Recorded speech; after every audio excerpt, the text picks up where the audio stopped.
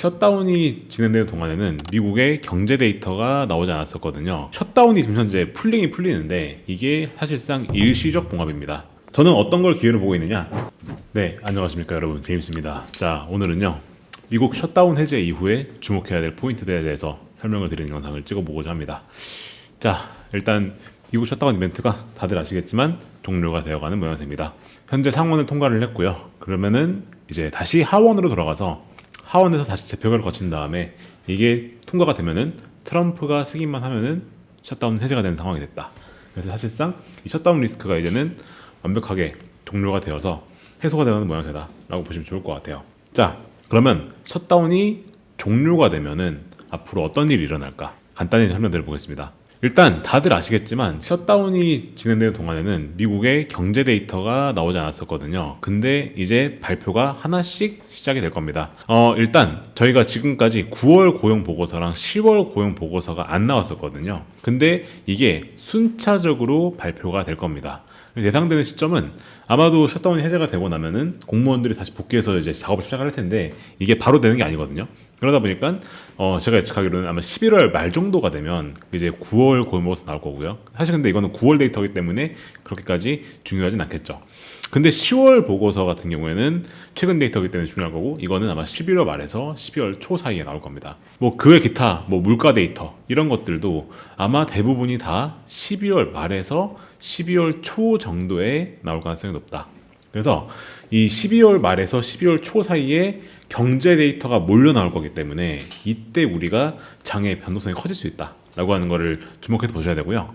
그리고 셧다운 과정에서 이건 아무도 얘기하지 않는 건데, 사실 셧다운이 진행되는 와중에 그 장이 급락했던 이유가 하나 뭐냐면은 미국 현재 재무부가 엄청나게 잔고를 많이 쌓아놓고 있는데 이 잔고를 지금까지 못 썼어요. 왜냐하면 정부가 셧다운 되었으니까 미국 정부가 쌓아놓고 있었던 그 TGA 잔고라고 하는 게 있는데 이거를 못 썼단 말이에요. 사실상 근데 미국 경제라고 하는 게 현재 정부의 부양책으로 많이 지금 좀 돌아오고 있는 상황이었기 때문에 이 TGA 잔고가 소진되지 않으면서 시장에서 걱정을 한 거죠.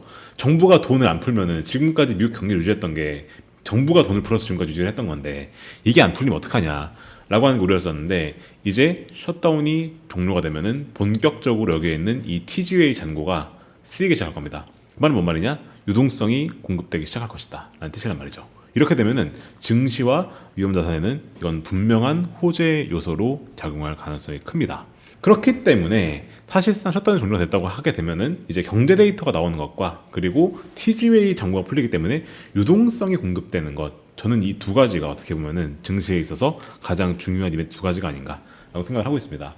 또 한 가지 우리가 봐야 될 건 뭐냐면 이건데, 셧다운이 지금 현재 풀리긴 풀리는데 이게 사실상 일시적 봉합입니다. 무슨 말이냐면은 이거는 말 그대로 임시 예산안이고요.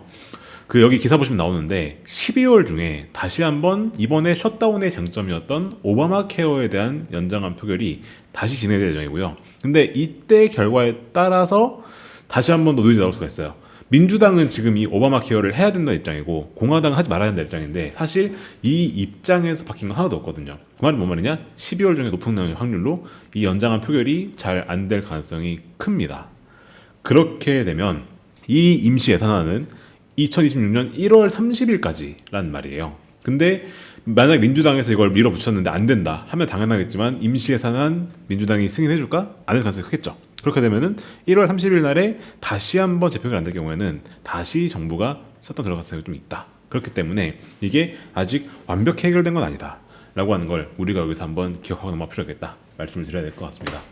자, 그리고 역사적 데이터를 보게 되었을 때 셧다운 해제는 일단 증시에는 무조건 호재입니다. 보시게 되면은 셧다운 해제된 이후로 봤었을 때, 특히나 장기 셧다운 같은 경우에는요, 해제가 됐을 때 S&P 500의 수익률이 1개월 평균 내봤을 때 거의 한 5% 정도 오르는 걸 볼 수가 있어요. 그러니까 사실상 증시에서 셧다운 해제가 되는 것 자체가 어떻게 보면은 이게 증시는 호재를 받아들이기 때문에 이제 가격이 오르는 경향이 있었다라고 하는 게 과거 데이터에서 보이는 사례거든요. 그래서 우리가 종합해 보게 되면은 사실상 이제 셧다운 해제가 되었기 때문에 아마 향후 1, 2주간은 아마 장이 오를 가능성이 되게 높습니다. 특히나 셧다운이 종료됨에 따라서 안도 랠리가 지금 나오기 시작했었고, 그리고 이제 이로 인한 기술적 반등은 제가 유효하다고 봅니다. 사실상 증시의 입장에서는 불확실성이 해결이 되는 거기 때문에 그것만으로도 매우 강력한 매수의 동력이다 라고 저희가 볼 수가 있는 겁니다. 근데 우리가 11월 말부터는 조금 조심해야 됩니다. 왜냐? 이때부터는 다시 한번 증시의 불확실성이 커지기 시작할 거예요. 일단 데이터 폭탄이 나올 겁니다. 지금까지 우리가 정부가 셧다운되면서 못 나왔었던 경제 데이터들, 뭐 고용 데이터, 물가 데이터 그런 것들이 나오기 시작할 거고요. 그리고 12월이 되면 이때는 아까 말씀드렸던 것처럼 오바마 케어에 대한 재표적 리스크가 부상을 하면서 다시 한번 증시의 변수가 커질 수가 있어요.